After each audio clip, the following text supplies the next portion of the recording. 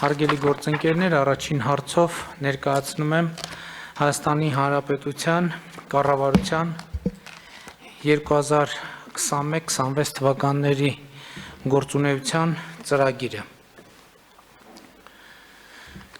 Գիտեք, Սահմանադրության 115-րդ հոդվածի 151-րդ հոդվածի համաձայն կառավարությունը իր ձևավորումից հետո 20-օրյա ժամկետում պետք է ազգային ժողովի հաստատմանը ներկայացնի կառավարության գործունեության ծրագիրը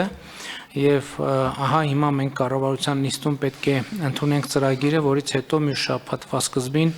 տեղի կունենա քննարկում ազգային ժողովում։ Իհարկե ազգային ժողովում համոզված եմ շատ մանրամասն եւ մանրակրկիտ քննարկում կունենանք։ Ես այսօր համառոտ կներկայացնեմ ծրագիրը, նախ ուզում եմ ասել, որ ծրագիրը բաղկացած է 6 բաժիններից, այդ բաժիններն են անվտանգություն եւ արտաքին քաղաքականություն, երկրորդ բաժինը տնտեսություն, երրորդ բաժինը ենթակառուցվածքների զարգացում, չորրորդ բաժինը մարդկային կապիտալի զարգացում, հինգերորդ բաժինը իրավունք եւ արդարադատություն եւ 6-րդ բաժանումը ինստիտուցիոնալ զարգացում։ Մեր հիմնական քաղաքական ուղերձը, որը ներառում է այս ծրագիրը, կարծում եմ ընդգրկված է ծրագրի նախաբանի մեջ եւ ես ուզում եմ նախաբանի տեքստը մեջբերել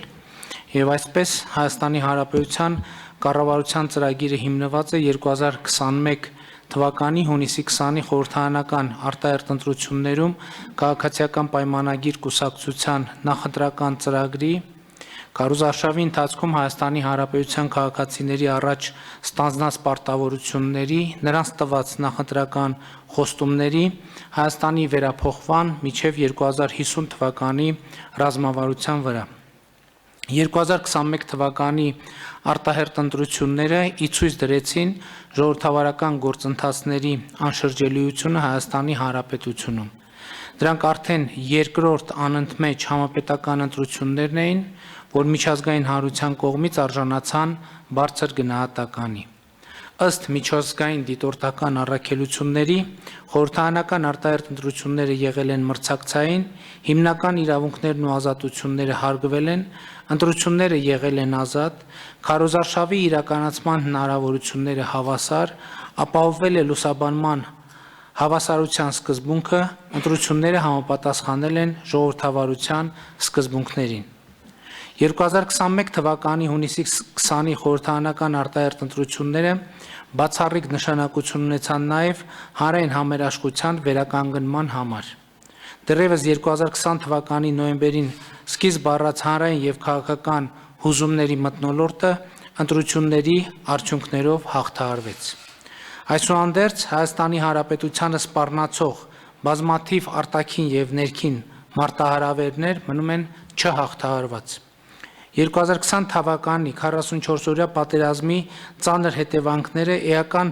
փոխել են Հայաստանի արտաքին միջավայրը, ոչ միայն սրելով նախկինում գոյություն ունեցած մի շարք մարտահրավերներ, այլև առաջ բերելով նորերը։ Հայաստանի արտաքին անվտանգության, ինքնիշխանության, տարածքային ամբողջականության պաշտպանությունը, Լեռնային Ղարաբաղի հիմնախնդրի արդարացի լուծումը, Հայաստանի շուրջ տարածաշրջանային եւ միջազգային բարենպաստ մթնոլորտ ստեղծելը շարունակում են մնալ առաջնային։ Այս խնդրի լուծման համար ժողովրդի վստահության քվեց ստացած կառավարությունը մտադիր է լրջագույն միջոցներ ձեռնարկել հանրային եւ ազգային լավագույն ներուժը համախմբելու ուղղությամբ։ Օրենքի եւ իրավունքի փոխադարձ հարգանքի ատելության ու արժանապատվությունը նվաստացնող խոսքի բացառման վրա հիմնված ազգային միասնության հաստատումը կառավարության առաջնահերթ խնդիրներից է։ Միաժամանակ ժողովրդավարության թյուր ընկալումը որպես պարարտ հող ամենաթողության եւ անպատժելիության համար լրջագույն սպառնալիքներ է ստեղծում իրավակարգի, հանրային անվտանգության, օրենքի եւ իրավունքի գերակայության համար։ Քաղաքացիական պայմանագիր կուսակցությունը, նրա ձևավորած կառավարությունը Հայաստանում օրենքի եւ իրավունքի դիկտատուրա հաստատելու մանդատ է ստացել ժողովրդից եւ անշեղորեն կյանքի է կոչելու այդ մանդատը։ Հայաստանի եւ տարածաշրջանի համար խաղաղ զարգացման դարաշրջան բացելը այնուամենայնիվ արտահերթ ընտրությունների արդյունքներով ժողովրդի առաջ կառավարության ստանձնած մեծագույն առաքելությունն է։ Կառավարությունը գիտակցում է, որ այս խնդրի լուծումը միայն Հայաստանի Հանրապետությունից չի կախված, այլև տարածաշրջանի մյուս երկրների կեցվածքից և ցանկությունից։ Հայաստանի Հանրապետության կառավարությունը ստանձնում է տարածաշրջանի համար խաղաղ զարգացման դարաշրջան բացելու իր բաժին անելիքը և պատասխանատվությունը։ Սա է մեր հիմնական քաղաքական ուղերձը, որը արտահայտված է ծրագրի նախաբանում, բայց այդտեղ առանձնակի ուշադրություն է հրավիրված նաև մեր անվտանգության մարտահրավերներին և ծրագրի առաջին բաժինը կոչվում է անվտանգություն և արտաքին քաղաքականություն, որտեղ արձանագրվում է, թե որոնք են Հայաստանի Հանրապետության անվտանգության ապահովման առանցքային գործոնները։ Առաջինը որպես այդպիսին նշվում է հայոց արդիականացվող բանակը։ Դուք գիտեք, որ Հայաստանում սկսվել և մեծ ծավալով ընթանում է զինված ուժերի բարեփոխման գործընթացը և այս առումով իհարկե բանակը բարեփոխված զինված ուժերը պետք է լինեն մեր անվտանգության ապահովման, արտաքին անվտանգության ապահովման հիմնական գործոնը։ Պիտի ընդգծեմ ակտիվ արտաքին քաղաքականությունը որպես անվտանգության ապահովման հաջորդ կարևորային գույն գործոն և մենք ընդգծում ենք, որ Հայաստանի Հանրապետությունը պիտի վարի ակտիվ և նախաձեռնողական արտաքին քաղաքականություն, աշխատելով բոլոր պետությունների և միջազգային կազմակերպությունների հետ ունենալ աշխատանքային արդյունավետ հարաբերություններ։ Հայաստանի անվտանգության ապահովման հաջորդ կարևոր գործոնը հայ-ռուսական ռազմավարական դաշինքն է, ընդգծված մեր ծրագրում և Հայաստանի Հանրապետության անդամակցությունը հավաքական անվտանգության պայմանագրի կազմակերպությանը։ Ես ուզում եմ ուշադրություն հրավիրել, որ մեր ծրագրում որպես անվտանգության ապահովման կարևորագույն գործոն ընդգծվել է տարածաշրջանային կայուն միջավայրի ձևավորումը և տարածաշրջանային ենթակառուցվածքների ապաշրջափակումը։ Մենք սա կարևոր նրբություն և նորամուծություն է, կարծում եմ, որովհետև մենք մեր արտաքին քաղաքական ուղղությունների մեջ առանձնահատուկ տեղ ենք տալիս մեր տարածաշրջանային արտաքին քաղաքականությանը և պիտի ընդգծեմ, որ ինչպես նախորդ կառավարության նիստերում առիթ եմ ունեցել ասել, մենք տարածաշրջանի խաղաղության և կայունության համար էական ենք համարում թշնամության մթնոլորտի կառավարումը և հաղթահարումը մեր տարածաշրջանում և տարածաշրջանի խաղաղությունը և կայունությունը արձանագրում ենք որպես մեր երկարատև ռազմավարություն։ Հաջորդ գործոնը, որը էական ազդեցություն կարող է ունենալ մեր անվտանգության համակարգում, ԵԱՀԿ Մինսկի խմբի համանախագահությունն է և մենք ընդգծում ենք համանախագահության դերը Ղարաբաղյան հիմնախնդրի լուծման և Լեռնային Ղարաբաղի վերջնական կարգավիճակի հստակեցման գործում և մեր դիրքորոշումն այն է, որ ԵԱՀԿ Մինսկի խմբի համանախագահության ձևաչափով խաղաղ բանակցային գործընթացի լիարժեք վերականգնումը էական գործոն է տարածաշրջանային կայունության և անվտանգության ապահովման իմաստով։ Այս առումով, հարգելի գործընկերներ, ես ուզում եմ ընդգծել, որ կառավարության ծրագիրը ըստ էության որոշակի դիրքավորում է ձևակերպել ԵԱՀԿ Մինսկի խմբի համանախագահների հուլիսի 29-ի հայտարարության նկատմամբ այն առումով, որ մենք մեր ծրագիրը և ծրագրային դրույթները ձևակերպել ենք այնպես, որպեսզի այն մաքսիմալ համարժեք լինի Լեռնային Ղարաբաղի հակամարտության կարգավորման բանակցային գործընթացի վերականգնման վերաբերյալ ԵԱՀԿ Մինսկի խմբի համանախագահության կոչերին։ Ես ուզում եմ հիշեցնեմ, որ հուլիսի 29-ի հայտարարության մեջ համանախագահները վերահաստատել են հակամարտության բոլոր մնացած հիմնական հարցերի բանակցված համապարփակ եւ կայուն կարգավորման անհրաժեշտությունը եւ կողմերին կոչ են արել հնարավորինս շուտ վերադառնալ բանակցություններին համանախագահների հովանու ներքո։ Համանախագահները կրկնել են իրենց հովանու ներքո երկկողմ ուղղակի խորհրդակցություններ կազմակերպելու առաջարկը, որպեսզի կողմերը վերանայեն եւ համատեղ համաձայնեցնեն կառուցվածքային օրակարգը բանակցությունների արտացոլելով իրենց առաջնահերթությունները առանց նախապայմանների։ Հետևաբար մենք կառավարության ծրագիրը ձևակերպելիս հաշվի ենք առել այս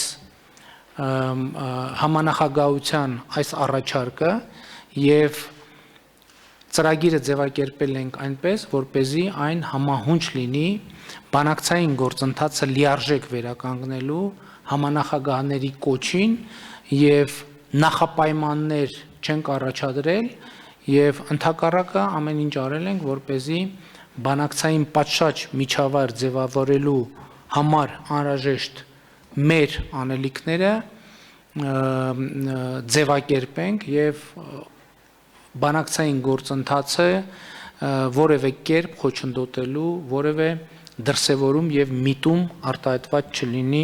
կառավարության ծրագրում։ Անվտանգության ապահովման հաջորդ ուղղությունը ազգային անվտանգության մարմինների կայուն համակարգի ձևավորումն է։ Մենք արդեն բավական երկար ժամանակ խոսում ենք նաեւ ազգային անվտանգության ծառայության եւ ազգային անվտանգության համակարգի բարեփոխումների մասին։ Մեր ծրագիրը եւ պլանը այն է, որ առաջիկայում սահմանապահ զորքերը Հայաստանի Հանրապետության ավելի ու ավելի շատ տեղամասեր կընդունեն Հայաստանի զինված ուժերին, այսինքն սահմանապահ ծառայության պատասխանատվության տարածքները կընդլայնվեն եւ այս առումով սահմանապահ զորքերը պիտի ընդլայնվեն, վերափոխվեն, բարեփոխվեն եւ իմիջայլոց սա նաեւ խաղաղ տարածաշրջանային օրակարգը առաջ մղելու մեր նկատառումը եւ նպատակադրումն է արտահայտում, որովհետեւ ինչպես գիտեք, սովորաբար սահմանապահները ստանձնում են այն տեղամասերի պատասխանատվությունը, որը համարվում է ոչ պատերազմական, այսինքն խաղաղ գոտի։ Նաեւ ուզում եմ մեր ուշադրությունը հրավիրել այն հանգամանքի վրա, որ ինչպես նշել ենք 2050 մինչև 2050 թվականի Հայաստանի վերափոխման ռազմավարության մեջ եւ մենք այս ծրագրում ընդգծել ենք, որ առաջիկա 5 տարիների ընթացքում Հայաստանի Հանրապետությունում կստեղծվի արտաքին հետախուզական ծառայություն։ Շատ կարևոր եմ համարում նաեւ ընդգծել, որ մեզ համար անվտանգության ապահովման կարևորագույն գործոն է տնտեսական զարգացումը եւ սոցիալական կայունությունը։ Այս առումով մենք կարևորում ենք, որ ունենանք զարգացող եւ հարգունակ տնտեսություն, որը կգոյացնի այն ռեսուրսները, որոնք անհրաժեշտ են Հայաստանի եւ Արցախի անվտանգությունը եւ բնականոն կյանքը ապահովելու համար։ Նման ռեսուրսներ կարող է ապահովել միայն բարձր տեխնոլոգիական, արդյունաբերական, արտադրողական, ինչպես նաև բնապահպանական բարձր չափանիշներին համապատասխանող արտահանմանը միտված մրցունակ եւ ներառական տնտեսությունը։ Քաղաքացիների սոցիալական վիճակի բարելավումը, սոցիալական կայունությունը, առողջապահական եւ հակահամաճարակային արդյունավետ համակարգերի գոյությունը ներքին անվտանգության համար ունեն առանցքային նշանակություն։ Բուն ծրագրի արդեն մանրամասներին անցնելով ուզում եմ ընդգծել, որ կառավարությունը հետևյալ կոնկրետ տնտեսական պարտավորությունները կամ հանձնառություններն է ստանձնում։ Մինչև 2026 թվականը կառավարության տնտեսական թիրախներն են համախառն ներքին արդյունքի տարեկան միջին աճի նվազագույն մակարդակը 7%, բարենպաստ արտաքին տնտեսական պայմաններում 9%, Ֆորմալ հատվածի ոչ պետական ոլորտի աշխատավարձի եւ դրան հավասարեցված այլ վճարումների ֆոնդը հասցնել համախառն ներքին արդյունքի 25%-ի 10%-ից ցածր գործազրկության մակարդակ ապահովել։ Միևնույն ժամանակ, անդրադառնալով քաղաքացիների սոցիալական ապահովության խնդիրներին, մենք հետևյալ թիրախներն ենք մատնանշել նվազագույն կենսաթոշակի եւ կենսաթոշակի միջին չափերը հավասարեցնել համապատասխանաբար պարենային եւ սպառողական զամբյուղների արժեքներին, նվազագույն աշխատավարձը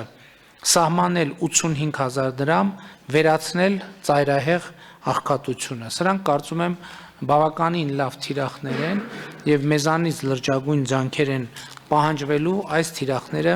պատշաճ ջևով կյանքի կոչելու համար գործազրկության վերացման մեր ռազմավարության մեջ ես ուզում եմ ընդգծել հատկապես հետեւյալը մենք իհարկե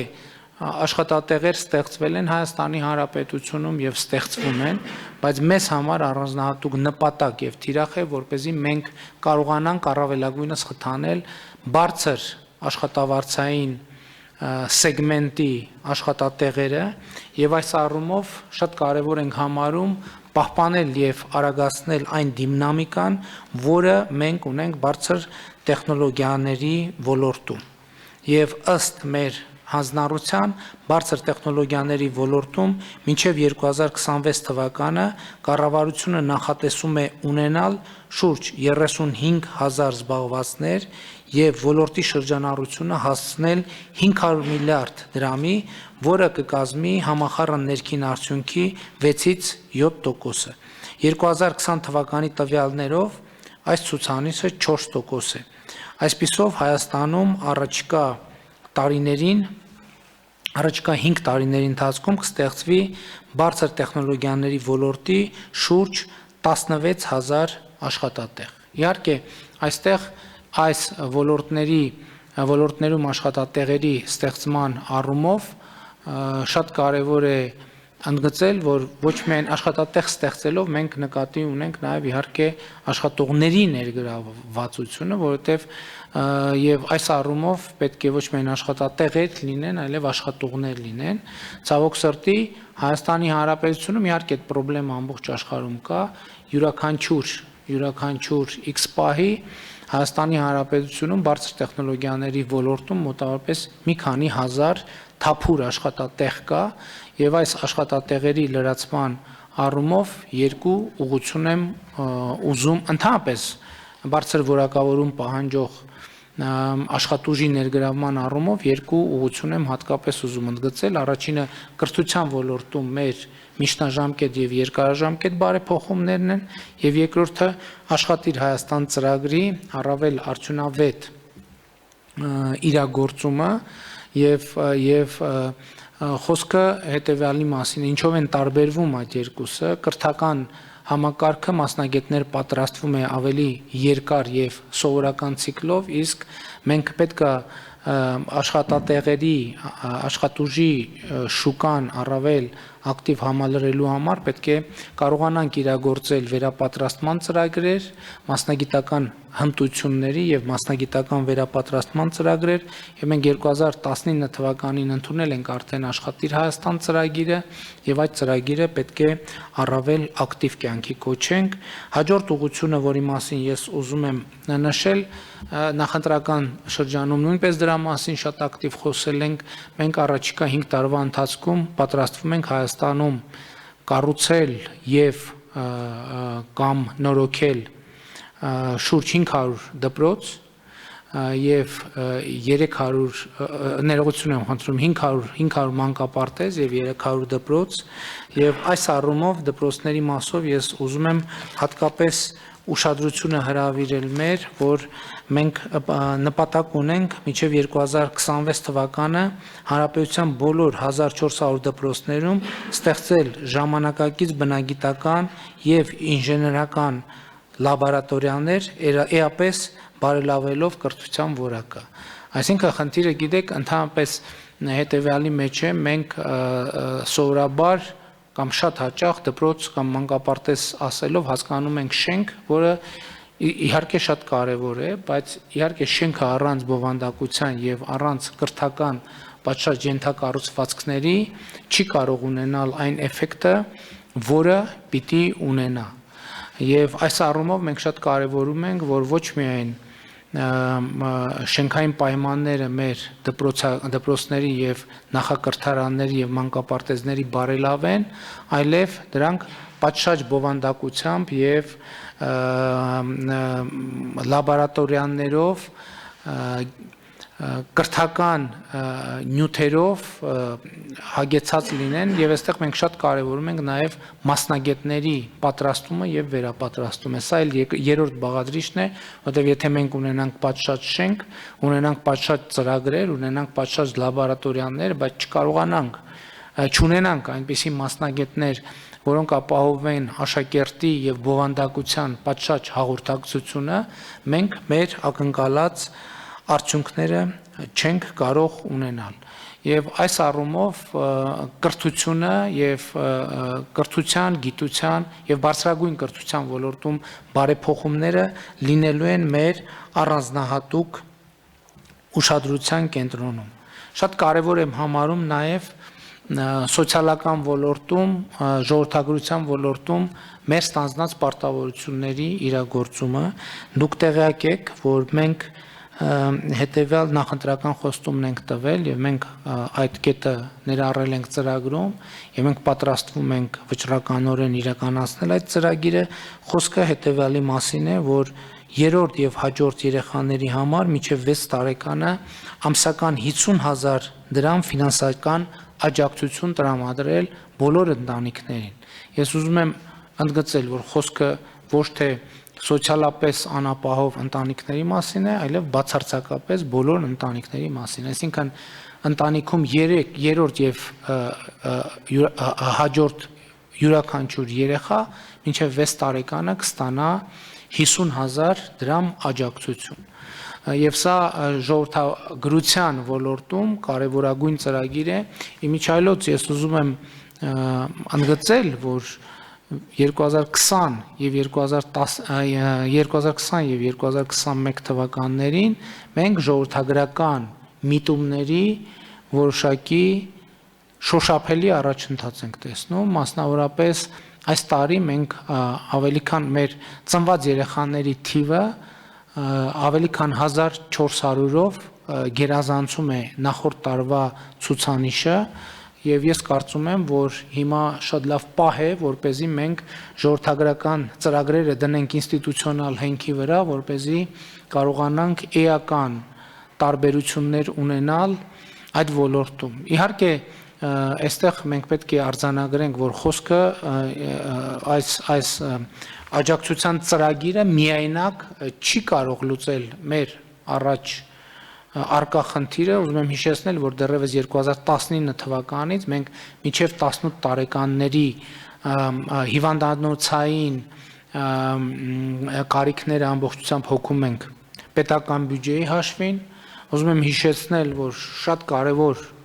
եւ ռազմավարական նշանակության ծրագիր ենք ընդունել երեխայի միջև 2 տարեկան խնամքի նպաստները, ծնողներին տրվող նպաստների համակարգում էական փոփոխություն են արել եւ շատ կարեւոր է, որպեսզի այն երեխաները, որոնք ծնվում են Հայաստանի Հանրապետությունում, իրապես պատշաճ կրթություն ստանալու հնարավորություն ունենան եւ մենք հենց այս բոլոր ծրագրերը դնում ենք նույն շղթայի մեջ, այսինքն կրթություն, ժողովրդագրություն, առողջապահություն, դրանք ամենևին առանձին վերցրած ծրագրեր չեն։ Իհարկե վերջին տարիներին մենք առողջապահության ոլորտում շատ էական փոփոխություններ ենք արել, բայց այնուամենայնիվ մենք հասել ենք մի կետի, որտեղ այլևս պետք են արմատական փոփոխություններ եւ մենք պիտի քաղաքական կամք դրսեւորենք եւ Հայաստանի Հանրապետությունում ներդնենք առողջապահության ապահովագրության ծրագիրը։ Պիտի ասեմ, որ ծրագրի բովանդակության հարցում մենք ըստ էության արդեն կողմնորոշվել ենք, որովհետև ուզում եմ ասել, որ այնպես չի, որ նախորդ տարիներին մենք այդ թեմայով բաց ենք թողել, ոչ, շատ կարևոր բովանդակային աշխատանք է արվել եւ մենք առաջիկայում պիտի կարողանանք մեր նախանշած ծրագրերը իրականացնել։ Հարգելի գործընկերներ, ուզում եմ առանձնահատուկ ուշադրություն հրավիրել տրանսպորտի ոլորտում մեր կողմից նախանշված փոփոխություններին,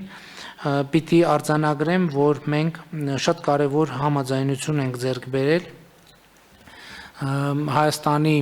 երկաթուղային տրանսպորտը կառավարող կոնցեսիոների ռուսական հարավկովկասյան երկաթուղու հետ եւ այդ փոփոխությունների համաձայնության էությունը կայանում է հետևյալում, որ մինչև 2024 թվականը Հայաստանի Հանրապետությունում երկաթուղու ոլորտում պետք է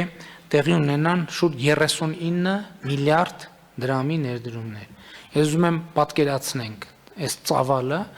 մինչև 2024 թվականը մենք բավականին երկար եւ մանրամասն քննարկում ենք ունեցել հարավկովկասյան երկաթուղիների հետ եւ շատ ուրախ եմ արձանագրել, որ ձեռք է բերվել համաձայնություն եւ մենք կարող ենք ակնկալել, որ իսկապես մինչև 2024 թվականը կունենանք բոլորովին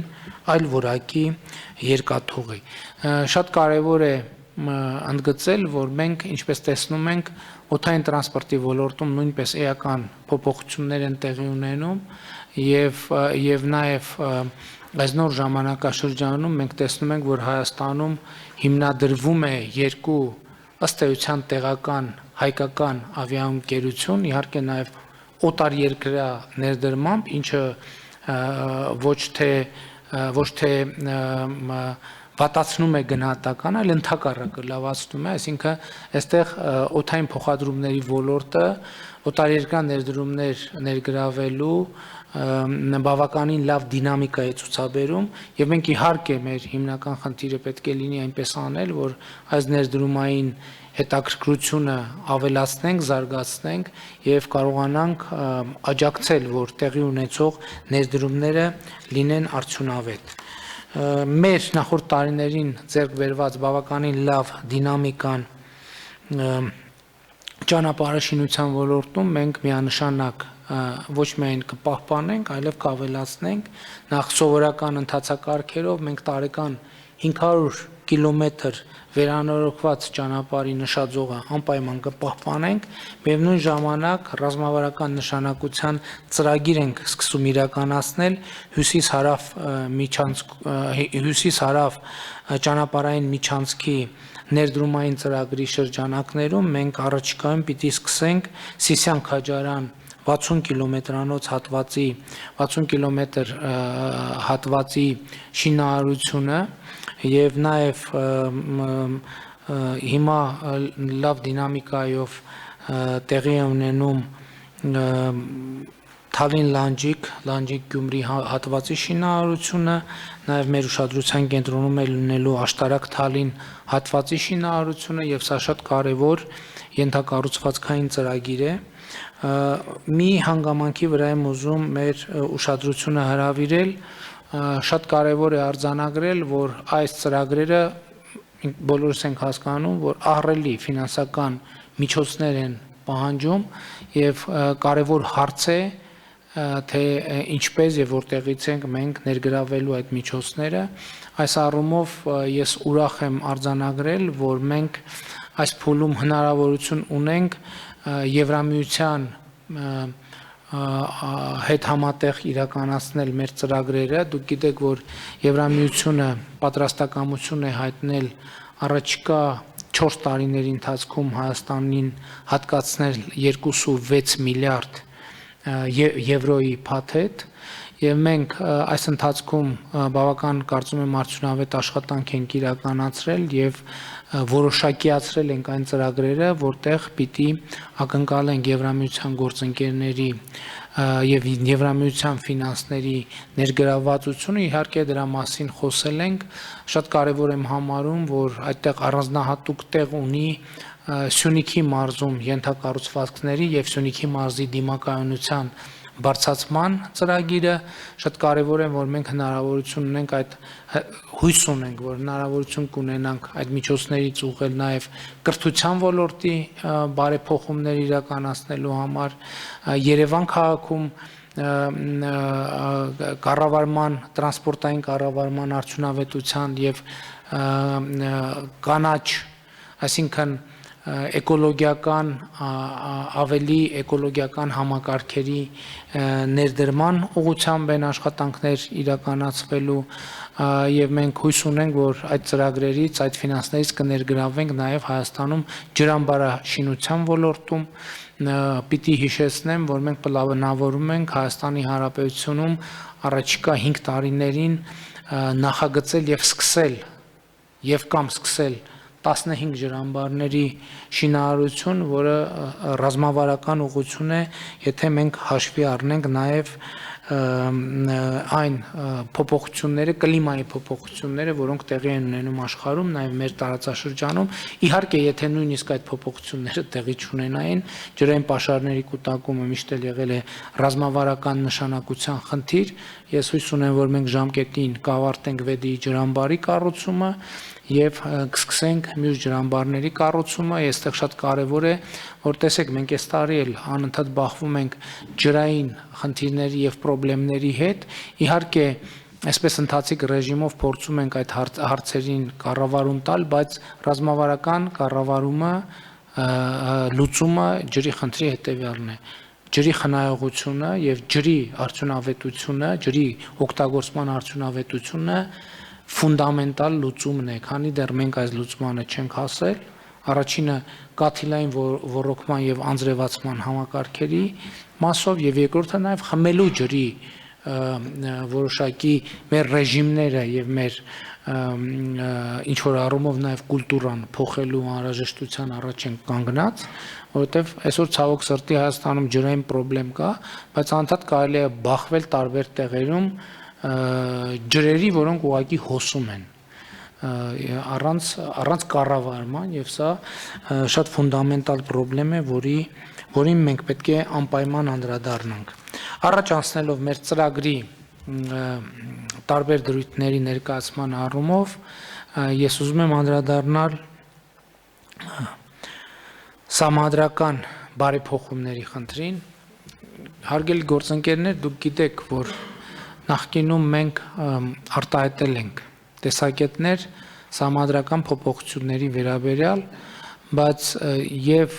44-օրյա պատերազմը ինքը կարծես նոր խթան տվեց համադրական փոփոխությունների հետ կապված հարցին եւ հարցեր բարձրացրեց, թե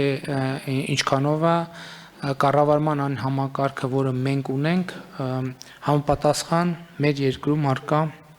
մարտահրավերներին։ Իհարկե, քաղաքացիական պայմանագիր կուսակցությունը այս առումով նախկինում արտահայտել էր դիրքորոշում, բայց մենք նաև հաշվի առնելով մեր ծրագրի նախաբանում արկա այն դրույթները, որ մեր խնդիրն է ընդհանուր առմամբ ավելի ուշադիր լինել քաղաքական հանրային շրջանակներից հնչող տարբեր առաջարկներից, մենք ծրագրում համադրական փոփոխությունների թեման ձևակերպել ենք որպես բաց քննարկման հնարավորություն։ Ես ինչ նկատի ունեմ, շատ է խոսվում այն մասին, թե արդյոք մենք պետք է փոխենք երկրում կառավարման համակարգ, թե մենք պիտի չփոխենք կառավարման համակարգը, այլ պետք է կառավարման համակարգի որոշակի բարեփոխումների ճանապարհով գնանք։ Մենք ծրագրում որևէ կանխավարկած չենք դրել։ Եվ մեր կանխավարկածն այն է, որ մենք պետք է քաղաքական, հանրային տարբեր շրջանակների հետ ունենանք քննարկումներ եւ իհարկե այստեղ շատ կարեւոր է լինելու իշխող քաղաքական ուժի դիրքորոշումը որպես ժողովրդի վստահության քվեն ստացած քաղաքական ուժ, բայց նաեւ պիտի ասեմ, որ իշխող քաղաքական ուժի դիրքորոշումը միակ գործոնը չպիտի լինի, որը ազդի այս որոշման վրա։ Այն որ սահմանադրական կառուցակարգերի մեջ մենք ունենք խնդիրներ, մենք ականատես եղանք նաև վերջին 7-8 ամիսների ընթացքում։ Ես ուզում եմ ամենապարզ եւ ակնհայտ օրինակը բերել, երբ որ ըստ էության երկրում արկա էր ռազմական հեղաշրջման վտանգ, ըստ էության այդ իրավիճակը կարգավորելու, կարգաբերելու համար ավելի քան 1 ամիս ժամանակ պահանջվեց։ Իսկ այդ ընթացքում թե ինչ տեղի ունեցավ եւ ինչ տեղի չունեցավ եւ որը հետագայում ինչպես ազդեց մեր երկրի անվտանգային համակարգի միջավայրի վրա, ցավոք սրտի մենք դա տեսանք արդեն մայիս ամսվա ընթացքում։ Ես կարծում եմ, որ սա այդ իրավիճակը եւ այդ իրավիճակը ռազմական դրության պայմաններում արագ կարգաբերելու հնարավորությունների բացակայությունը այն ակնհայտ խնդիրն է, որ կա մեր սահմանադրական կարգավորումներում, բայց նշանակում է սա արդյոք, որ մենք ընդհանուր առմամբ պիտի գնանք կառավարման համակարգի փոփոխության, թե չի նշանակում դա, այդ հարցի պատասխանը երևի մեզ պետք է գտնել ավելի մանրամասն քննարկումների միջոցով եւ քննարկումների տիրույթում եւ պետք է ասել, որ այստեղ մենք պետք է պատրաստ լինենք, որ հանրային կոնսենսուս չի ձևավորվելու եւ լինելու են ամենատարբեր կարծիքներ եւ մենք պետք է կարողանանք գնալ ամենառացիոնալ լուծումներին։ Մենք խնդիր ունենք նաեւ շատ կարեւոր հանձնառություն ունենք Հայաստանի Հանրապետությունում արդարություն եւ արդարադատություն ինստիտուցիոնալ անառարկելի արդարություն եւ արդարադատություն հաստատելու առումով եւ մենք պիտի շարունակաբար եւ հետեւողական շարունակենք այս ճանապարհը, ընդ որում ես կարծում եմ իհարկե շատ հարցեր լուծելու համար բավականին արդյունավետ գործիք կարող է լինել սահմանադրական փոփոխությունները, բայց ես չեմ կարծում, թե մենք պիտի սպասենք որևէ օր, որևէ ժամ դատաիրավական համակարգի բարեփոխումներին եւ հետեւաբար դա մեր անելիքն է այսօր եւ կարճաժամկետ եւ միջնաժամկետ եւ երկարաժամկետ։ Ես ուզում եմ ելի ընդգծել, որն է մեր նպատակադրումը դատաիրավական համակարգի փոփոխություններում։ Մեր կարևոր նպատակադրումը հետեւյալն է, որ ի վերջո Հայաստանի Հանրապետությունում ձևավորվի դատական վճիռների եւ որոշումների նկատմամբ հանրային վստահություն, որովհետև ցավոք սրտի մենք այդտեղ խնդիր ունենք եւ մեր նպատակադրումը հետեւյալն է, որ երբ որ դատարանը, որևէ դատարան, որևէ որոշում է կայացնում, ոչ թե հանրային քննարկումը լինի այն թե այս ինչպես եղավ, ոնց եղավ, ամենատարբեր տեսություններ կառուցվեն այդ իրականության շուրջ, այլ լինի հստակ պարզապես դիրքավորում հետևյալ տրամաբանության, որ դատանը որոշել է, որոշումը ուժի մեջ է մտել եւ հետեւաբար մենք այն պետք է ընդունենք ի գիտություն եւ ընդունենք այդ որոշման եւ որոշումների անառարկելիությունը, իհարկե այն փուլում, երբ որ դրանք այլևս դառնում են անառարկելի։ Ես նկատի ունեմ, որ մենք մեր նպատակադրումը պետք է լինի, որ բոլորը հանրության բոլոր շերտերը ի վերջո վստահությամբ տոգորվեն դատական որոշումների նկատմամբ։ Եվ շատ կարևոր մենք հատված ունենք կառավարության ծրագրում, որը վերնագրված է ռազմավարական պլանավորում եւ քաղաքականությունների մշակում, մենք դեռևս 2020 թվականի մեկնարկին ազդարարեցինք ռազմավարական կառավարման անցնելու անհրաժեշտությունը, որն էր դրա էությունը հետեւյալն էր, որ մեր բոլոր որոշումները պետք է բխեն մեր ռազմավարական փաստաթղթերին եւ ծառայեն այդ փաստաթղթերում արձանագրված նպատակադրումներին։ Եվ հետեւաբար մեր խնդիրն է յուրաքանչյուր որոշում, որ կայացվում է այս դահլիճում, կայացված որոշումները ունենան տեսանելի եւ բացատրելի կապ մեր ընդունած ռազմավարությունների, պարտավորությունների, խոստումների եւ միջնաժամկետ եւ երկարաժամկետ նպատակադրումների հետ եւ սա պարզ, բայց պարզ խնդիր է ձևակերպման առումով, բայց ոչ այնքան պարզ խնդիր է լուծման առումով եւ սա ի վերջո պիտի դառնա մեր կարևորագույն ուղղություններից մեկը։ Ես ամփոփելով ուզում եմ ասել, որ մեր կառավարության կարևորագույն խնդիրներից մեկը, ինչպես նախկինում շարունակում է մնալ Լեռնային Ղարաբաղի հիմնախնդրի կարգավորումը եւ կառավարումը եւ գիտեք, որ մենք վերջին ամիսներին համաձայն նոյեմբերի 18-ին մեր հրապարակած ճանապարհային քարտեզի համաձայն այնտեղ կար երկու կետ, որը ուղղակիորեն առնչվում էր Լեռնային Ղարաբաղին, առաջինը ԵԱԿ Մինսկի խմբի համանախագահության շրջանակում բանակցային գործընթացը լիարժեք վերականգնելը եւ Լեռնային Ղարաբաղի բնականոն կյանքը այն իմաստով, ինչ իմաստով հնարավոր եւ իրագործելի է ներկա պայմաններում վերականգնելը, պիտի արձանագրեմ, որ երկրորդ հարցում մենք բավականին ակտիվ գործունեություն ենք ծավալել, այս ընթացքում Արցախում շուրջ 70 միլիարդ դրամի ծրագրեր են արդեն իսկ իրականացվել եւ շարունակում են այդ ծրագրերի իրականացումը, մենք այս ուղղությամբ շարունակելու ենք առաջ շարժվել եւ նաեւ կարծում եմ հաշվի առնելով նաեւ ԵԱԿ Մինսկի խմբի համանախագահների դիրքորոշումները, որոնք նրանք արտահայտել են նոյեմբերի 9-ին հաջորդած մի քանի հայտարարությունների մեջ հստակ արձանագրվում է, որ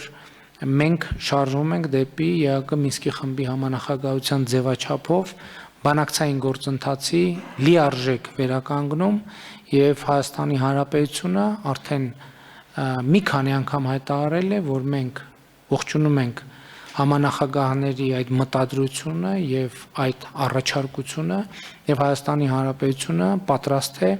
բարձր եւ բարձրագույն մակարդակով ներգրավել բանակցային գործընթացում։ Իհարկե, այս ընթացքում մեզ համար կարևոր է նաեւ պիտի գոհունակությամբ արձանագրեմ, որ տարածաշրջանային կոմունիկացիաների բացման օրակարգով աշխատող ԵՌԱԿՕ աշխատանքային խումբը, հանձնաժողով աշխատանքային խումբը արդեն իսկ վերականգնել է իր գործունեությունը համաձայն հունվարի 11-ի Մոսկվայում ընդունված հայտարարության եւ մենք շարունակելու ենք մեր աշխատանքները այդ ուղղությամբ։ Կրկին ուզում եմ ընդգծել նախկինում մեր արտահայտած դիրքորոշումը Հայաստանի եւ Ադրբեջանի միջև սահմանների սահմանագծման եւ սահմանազատման աշխատանքների շուրջ, այստեղ էլ մենք մեր պատրաստակամությունը մի քանի անգամ արտահայտել ենք եւ հույս ունենք, որ այս բոլոր ուղղություններով կկարողանանք առաջ շարժվել, համենայն դեպս Հայաստանի Հանրապետությունը բոլոր ջանքերը գործադրում է եւ կշարունակի գործադրել, որպեսզի նախատեսված լուծումները, այն ինչ որ մենք նախկինում արտահայտել ենք, այդ ուղղություններով մենք արդյունավետ կարողանանք առաջ շարժվել։ Հարգելի գործընկերներ, այսքանը ես ուզում եմ նաեւ ասել, որ մենք ծրագրի ընդունումից հետո ունենք կարևոր աշխատանք եւ ազգային ժողովում ծրագրի հավանություն արժանանալուց հետո մենք պիտի հաստատենք կառավարության գործունեության միջոցառումների հանգամյա ծրագիրը եւ կառավարության ծրագրի իրականացման միջոցառումները պիտի արտահայտվեն, շատ կարեւոր է, պիտի արտահայտվեն արդեն 2022 թվականի պետական բյուջեում եւ դրանից հետո միջնաժամկետ ծախսերի ծրագրում։ Կառավարության ծրագրի գործառույթային նշանակությունը մենք որոշակի կարծում եմ փոխել ենք կամ լավարկել ենք այն առումով, իհարկե այդ նպատակադրման մասին նախկինում մի քանի անգամ արտահայտել ենք, այս փաստաթուղթը մեզ համար պիտի լինի ամենօրյա աշխատանքային փաստաթուղթ, այսինքն սա եւ հանրության համար, եւ միջազգային գործընկերների համար, եւ մեզ համար պետական կառավարման համակարգի համար այս փաստաթուղթը պիտի դառնա ուղենիշ եւ հետեւաբար սա մի թուղթ է, որտեղ մի փաստաթուղթ է, որտեղ ասվում է, թե ինչով ենք մենք զբաղվում ամեն օր աշխատանքի գալով եւ ինչ խնդիրների լուծմամբ ենք զբաղված եւ ես բոլորիս հաջողություն եմ մաղթում այս խնդիրների լուծման ճանապարհին, որտեղ ես համոզված եմ, որ այս խնդիրների լուծումը ի վերջո այն ճանապարհն է, որով մենք կհասնենք Հայաստանի Հանրապետության անվտանգության, բարեկեցության, ապահովմանը, կզարգացնենք մեր երկիրը եւ մեր քաղաքացիներին համար կապահովենք ազատություն, բարեկեցություն եւ երջանկություն։